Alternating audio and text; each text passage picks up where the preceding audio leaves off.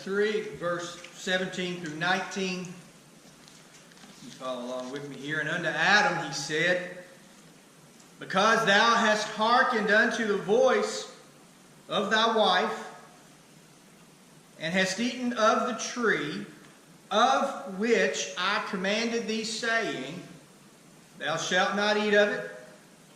Cursed is the ground for thy sake. In sorrow shalt thou eat of it all the days of thy life. Thorns also and thistles shall it bring forth to thee. And thou shalt eat the herb of the field, and the sweat of thy face shalt thou eat bread, till thou return unto the ground, for out of it wast thou taken. For dust thou art, and unto dust thou shalt return. Right here in the very first verse, we see a problem. We see a pretty big problem. You see what the problem is here. The Lord is rebuking Adam. Yes, because he ate from the tree. Yes, he is. Sure.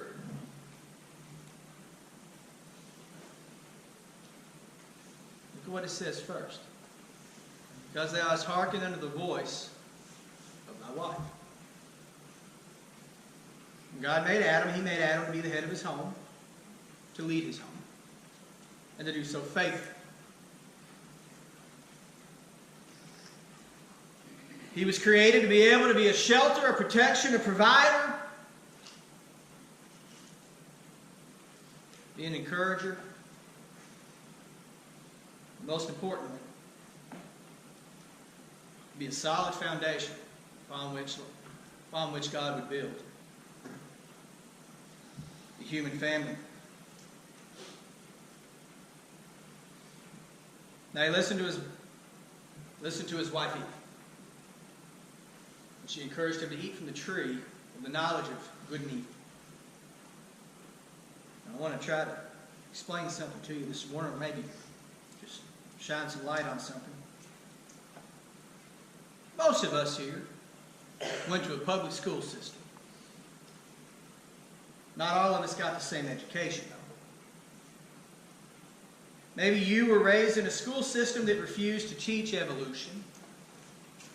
A school system that refused to teach that man was a Neanderthal, a moron, just a step up from an amoeba,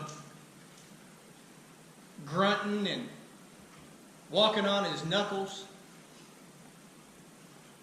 Maybe you went to a school system that did teach that. I want to make something very, very clear. Adam knew how everything worked. He did. He knew everything. When God created Adam, Adam knew how to build, Adam knew how to plant, Adam knew how to read, Adam knew how to read, how to write, how to name, how to do all of the things that we think are reserved for our elites today, that were able to go to the Ivy League colleges. There was not an Ivy League scholar that could hold a candle to Adam. He was no caveman. He was no Neanderthal. Get that out of your heads. When God made Adam, he was the purest of pure. He knew. He understood. Prior to this dissertation that takes place here between the Lord and Adam, you had a dissertation that took place between Lucifer and Eve, and then Lucifer and Eve and Adam. In that conversation, Lucifer says to them, why will you not eat from this one tree that God said to stay away from? Because God said that in the moment that we eat thereof, we shall surely die. Lucifer responds with a scoff and says, you will not surely die. And he then went on to explain to Adam and Eve how they could reverse any curse that God would put on them in their natural body. That's why God showed up when He did. Had the Lord not shown up in that moment, Adam and Eve may very well have taken part in something that would have reversed the curse that God had placed on their natural bodies, but would ultimately damn them eternally, instantly. The Lord showed up. He says, "What have you done?" And Adam hasn't changed much over the years, has he, guys? Adam looks at the Lord and says, "Hey man, look, I was doing just fine until you brought this broad into the world.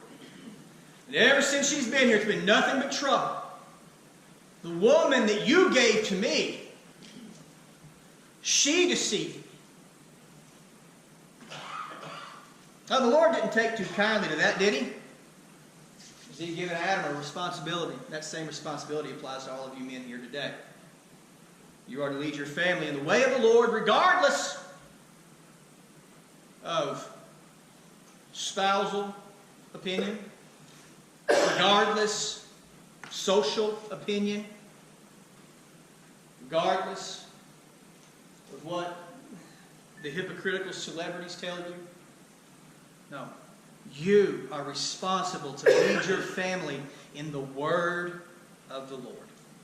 Now, Adam saw that there was potential within him. He could do things to the natural body that could overcome the curses that God would write in or that God would enact when Adam and Eve had sinned. Because of Adam and Eve's sin, now, listen to what the Bible says. Because of their sin, God said, "Adam, what once was easy will now be very difficult." When you used to just go out and, had you not participated in the sin, Adam, you would have been able to go out and just find produce growing all naturally without any work on your part. You'd easily been able to pluck it. There would have been no insects, no pests, no corruption, no disease. But because of what you've done in disobeying me, and because of what you've done in having the audacity to think that a creature that was created by me, an angel, an angelic being that was made by me, was somehow smarter than me, because of your sin,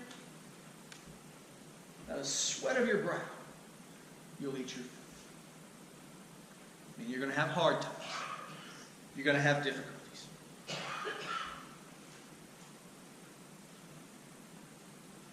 Because Adam chose an alternative to the word of the Lord, he now was not only going to suffer from ultimate physical death, but also he would suffer in the struggle that would be his life.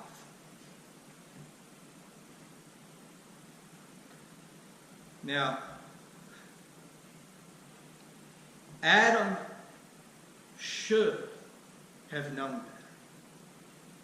He should have known better than to think that there might be some artificial, synthetic alternative to the plan and the purpose of God. But, as many of us are, as all of us are, he too was prone to pride, and in his pride he said, well, maybe I can live this life without the Lord.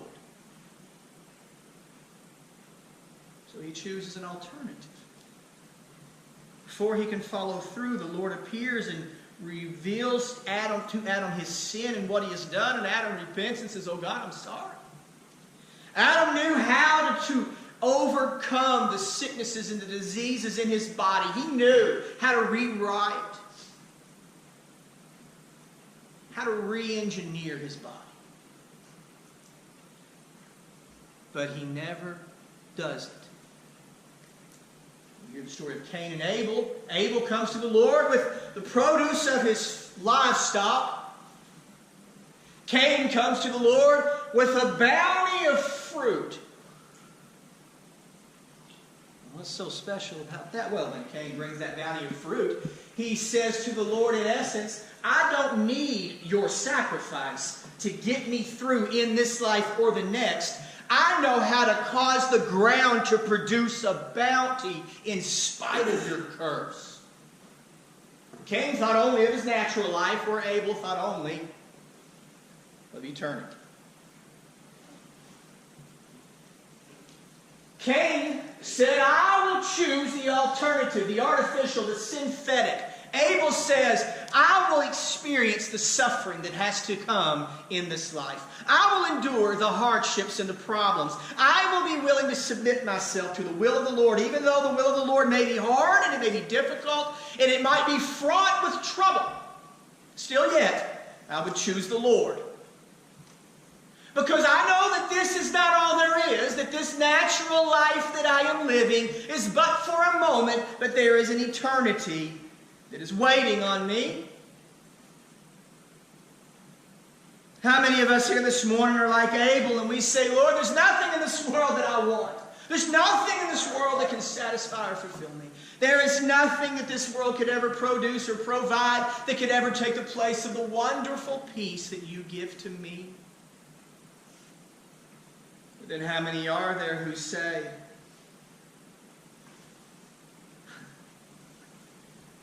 we don't need to follow the plan of the Lord.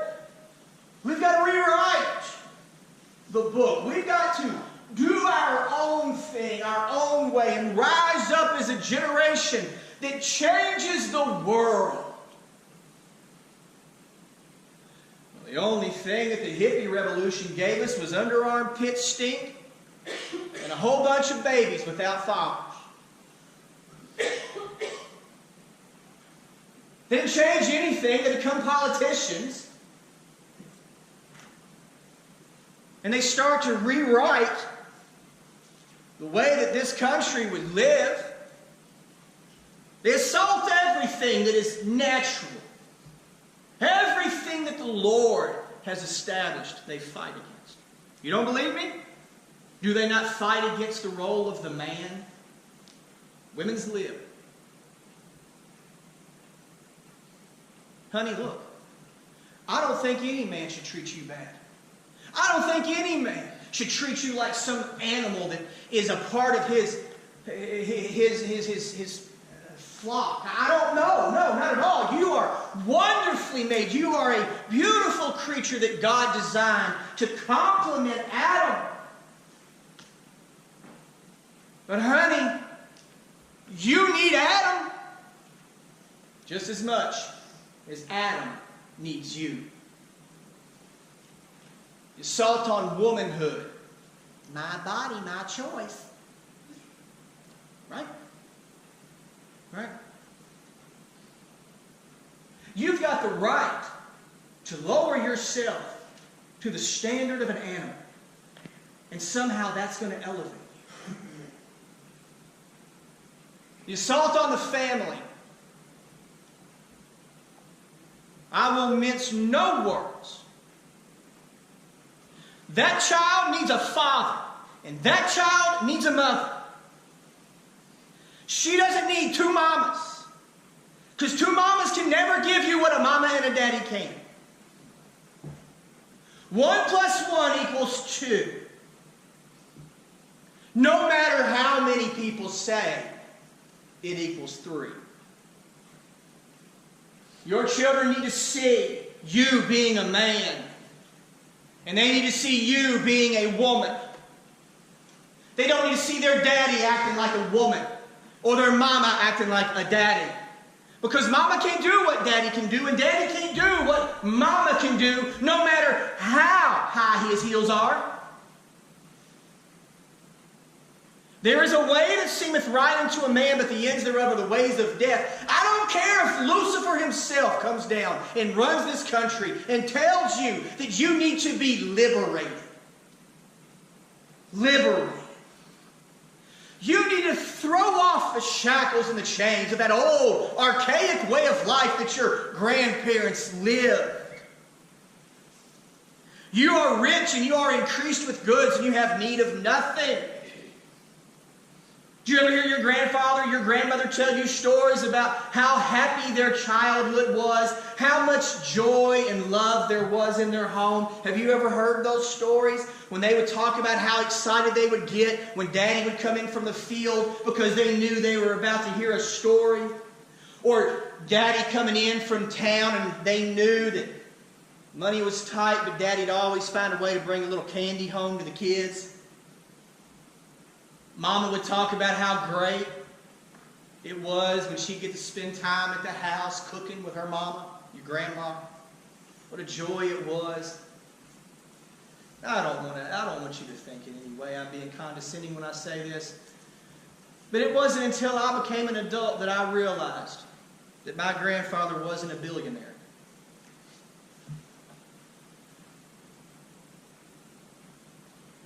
I looked and I saw his house. And I thought, well, how can he be happy? He doesn't have 4 bedrooms for the 2 of them. He doesn't have a great big garage. He doesn't go out and get a new lawnmower every other year. How can he be happy? My goodness, you know the little box that sits on top of the TV, had a little red dot, had the red numbers? 3, 11. I'm from Frankfurt. Frankfurt folks know what I'm talking about. 7. They might have had 4 channels. I'm like, how are you happy? You don't even have a VCR. What are you, cavemen? How can you be happy? You don't even know Shakespeare. Are you familiar with Pavlov? Do you know who Darwin is? Do you have it? That's my father. Do you have any idea? No, my dad's name's Darwin. Darwin, never. Charles Darwin is not my father. Darwin Warren is my father. You didn't even know algebra. Papa, you didn't even go past the 6th grade. How can he be happy? You know why? He did the same thing Abel did. He chose to refuse the allurements, the entrapments of this world. Stay focused on what mattered. I know you didn't come from a perfect family, and I know that a lot of us, especially folks my age and younger, have got some jacked up homes. Jacked up is a really, really polite way of saying what really it was like. Maybe Mama and Daddy didn't teach you. But you need more than that school system to raise you. She was wrong when she said, it takes a village. No, honey. It takes a mama and it takes a daddy that have their eyes and their faith fixed on the Lord, that refuse all of the entrapments of this world. That's what it takes to raise that child. You let the school system raise your child, and they will question everything that you have taught them.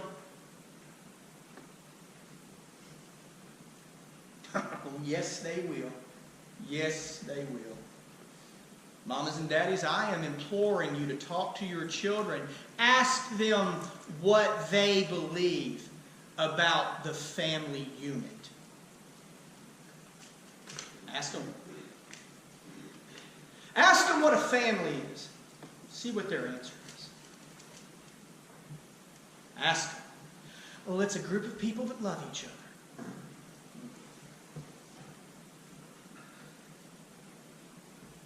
See, my papa didn't know algebra, but he knew how a family added up.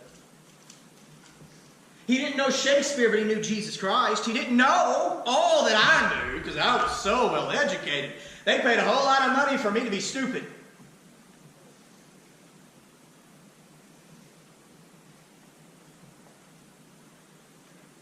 Ask your children what they think about fornication. That's sex before marriage. That's what that word means. To fornicate. Ask them what they feel about adultery. Maybe you ought to ask your husband or your wife what they think about that.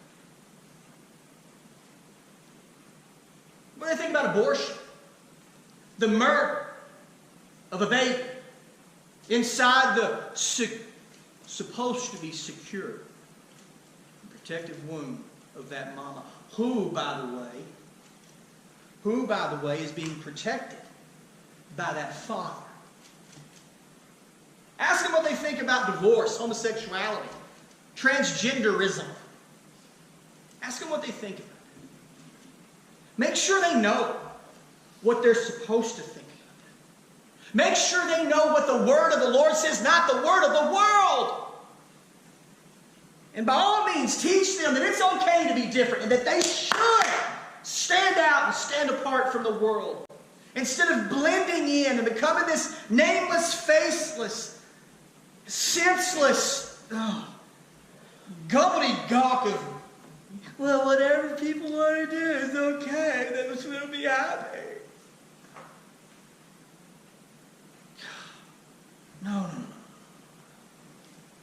There is no alternative. There is no synthetic. There is no artificial that will take the place of the natural order of God. One man, one woman, a family, children who grow up to love and honor their parents and to grow up and honor the Lord because they've watched their parents grow up and honor the Lord.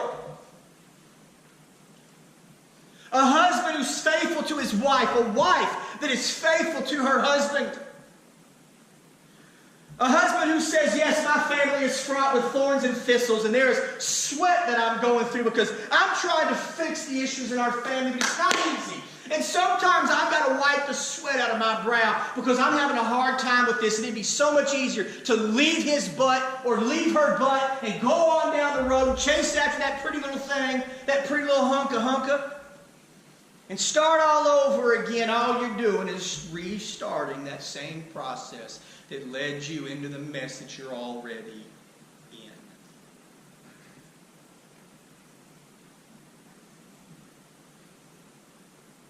We'd rather have a tyrant rule over us that promises to take care of us and give us our every want and our every need. Willfully bowing our knee to whatever the elite say and whatever we're told and whatever we're asked to do, whatever we're commanded, we'll bow and do so that we don't lose our standing in society. Giving up our individual freedoms for what we perceive as safety and prosperity, instead of loving the Lord our God with all of our heart and our neighbor as ourselves. We just love ourselves. We reward the lazy. We fight for someone's right to murder a baby in the womb.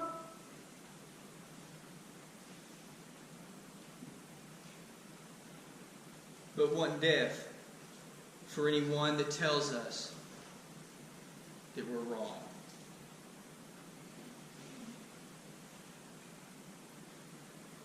It's not going to be easy to live in this world that you live in today because it's a very artificial and fake world. There are many, many promises that are made, a lot of grandiose statements from politicians and celebrities and wealthy people. And you can chase those things. You can pursue those things. But I'm warning you, you will not be satisfied. Work. Work. What's a scary word, isn't it? Hard work. Your family. Your church. True friendships. That which the Lord provides. That is what will satisfy. Sports, money, pornography, wealth. None of those things will satisfy you.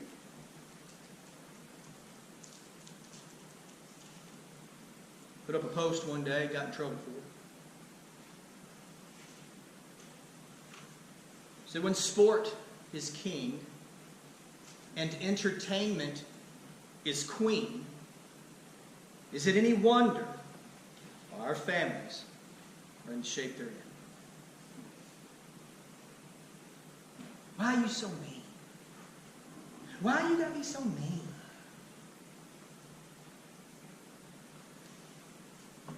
Am I now your enemy because I tell you the truth? Have you heard that before in the Bible?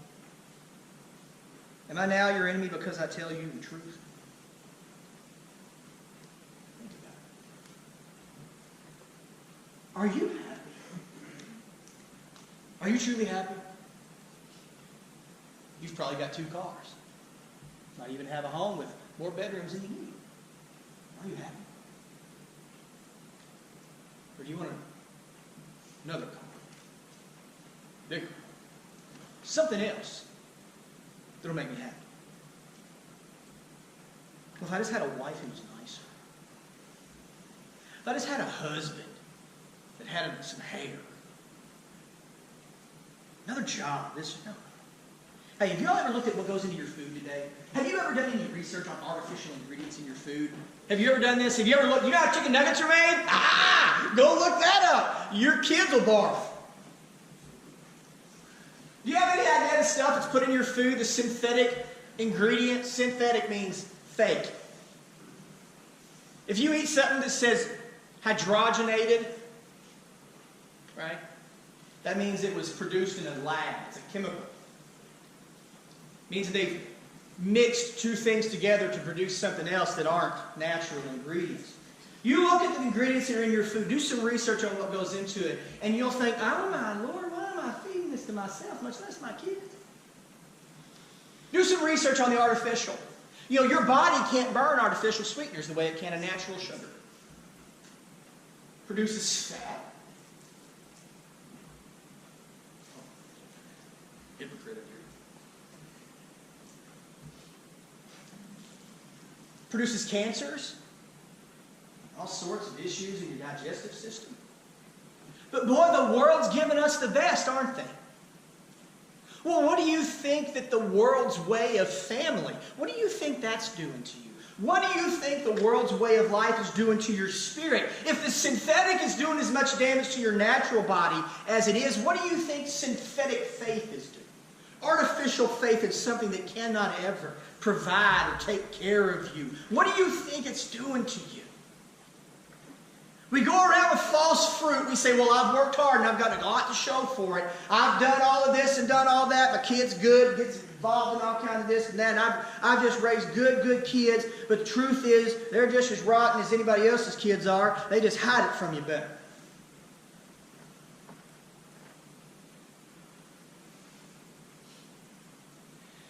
If you're not raising your child up in the way of the Lord,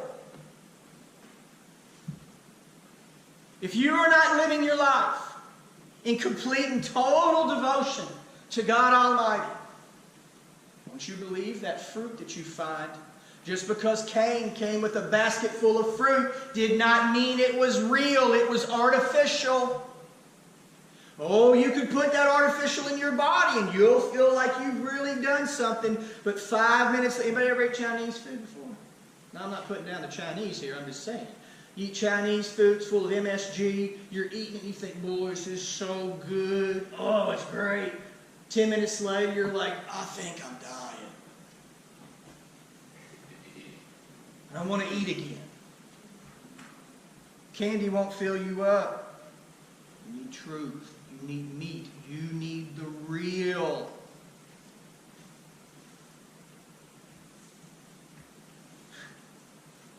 How well have we done as a people, as a world, as a globe? We've got the UN, we've got the EU, we got the ICU, we got all these different, I made that up. We got all these different entities that are trying to bring about world peace, and we can't even stop fighting in our own homes. We can't produce peace. We can't produce satisfaction. We can't produce a home on our own apart from the presence of God Almighty. And you aren't going to like this, because I don't like it either. When you start looking for an excuse, when you start looking for an alternative, when you start saying, I don't want to continue putting in the hard labor that is required in order for me to see my family redeemed and set free. I don't want to put in the work and the effort into my marriage. I don't want to put the work and the effort into raising my children. I don't want to put the work and the effort in teaching my family what it means to not only know the word of the Lord, but to be faithful to the house of the Lord so that they might be changed. When we try to find an alternative,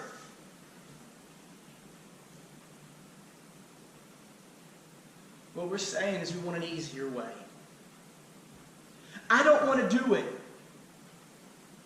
by the sweat of my brow.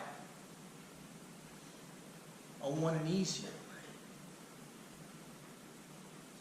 Hey, I got good news for you guys that aren't married yet. It's going to be really difficult. I got good news for those of you who are married. It's not going to get any easier.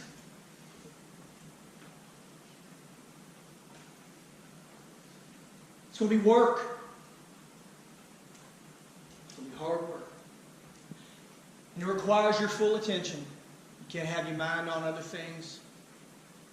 You take your mind off your family. The minute you take your mind off your family and put it on your mother, put your mind on another woman, another man, put your time, your attention, your affections on anything else, you have divested yourself from the equation of life. You have said, I don't want to do it the way God wants it done because I want to do it my way. And when you find out your way doesn't work, you'll adjust your feelings and your mentality and your thinking, and you will find a way to try to put a square peg in a round hole, but it'll never work unless you trim off the edges of that square peg. And when you do, you no longer have the same thing you had when you started.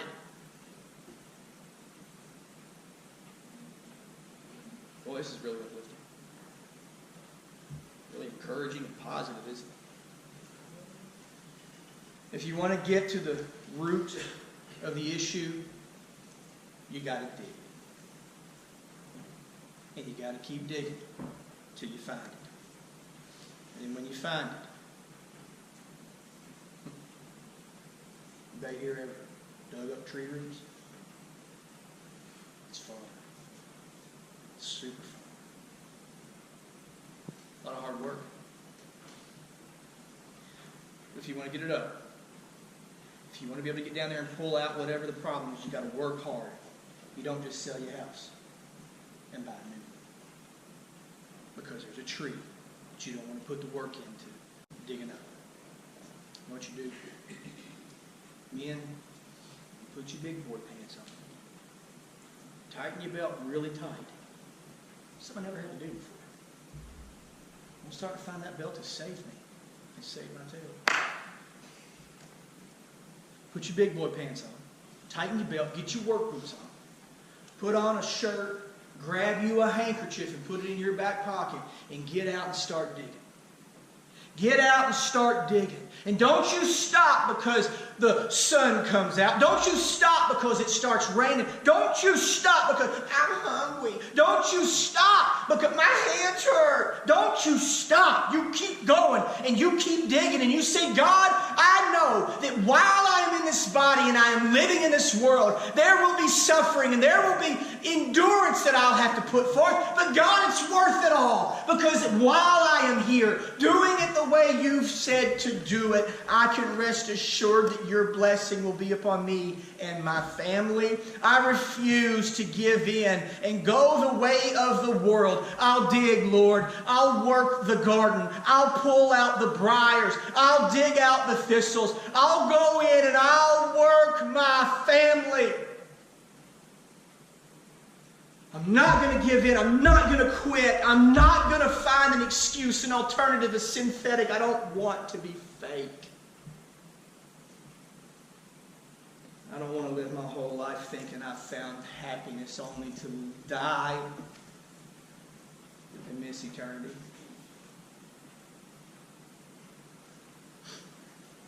What about you? Do you have real peace? Real joy? Real hope? You got a real fight inside of you to stay true to the Lord. I sure hope so. I sure hope so. Ain't nothing in this world going to satisfy you. Would you stand with me this morning, Father?